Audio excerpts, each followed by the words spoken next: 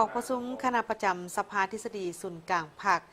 ร่วมกับทางคณะจะตั้งศูนย์กลางภาคเพื่อค้นคว้าประกอบความเห็นใส่หางมติของคณะบริหารงานศูนย์กลางภาคสมัยที่ 12 ว่าด้วยนโยบายส่งเสริมบำรุงสร้างคุ้มครองและนำไส้ทันแถวปัญญาชนที่มีคุณภาพในเงื่อนไขใหม่ในเมื่อวันที่ 16 กรกฎาคม 2026 นี้สภาทฤษฎีศูนย์กลางภาคได้มีการจัดกองประชุม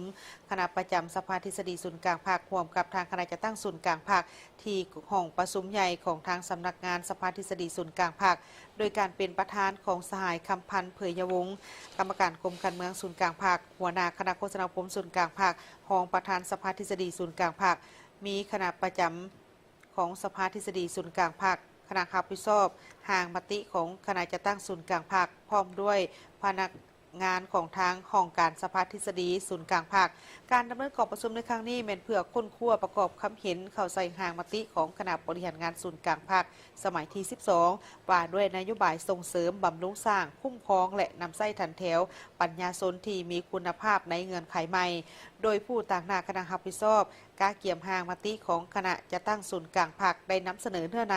สำคัญของห่างมติได้ชี้แจงถึงจุดประสงค์ความจำเป็นพื้นฐานทางทฤษฎีและพฤติกรรมพร้อมทั้งทิศทางและมาตรการสำคัญในการส่งเสริมบำรุงสร้างคุ้มครองและนำไส้ทันแถวปัญญาชนที่มีคุณภาพให้สอดคล้องกับการพัฒนาประเทศในระยะใหม่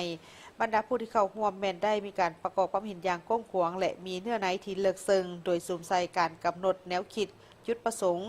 ขอบเขตของปัญญาชนที่มีคุณภาพกลไกของการค้นคว้าดึงดูดบำรุงสร้างนำไส้และย่องย่อผู้ที่มีความรู้ความสามารถพร้อมทั้งเสนอให้มีการกำหนดนโยบายที่เป็นรูปธรรมและสามารถนำไปจะตั้งปฏิบัติได้อย่างมีประสิทธิผลโดยเฉพาะกเมนบรรดาคำเห็นของผู้ที่เข้าร่วมกองประชุมได้มีการเน้นหนักให้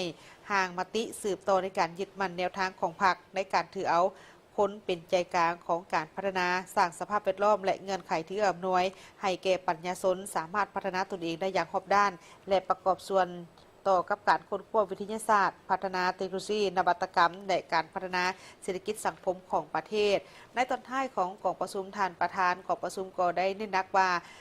คำเห็นที่ประกอบมานี่เมนล้วนแล้วแต่มีข้อคิดเห็นที่สำคัญและจะประกอบส่วนเข้าในการปรับปรุงห่างมติให้สมบูรณ์ยิ่งขึ้นก่อนที่จะนำเสนอต่อ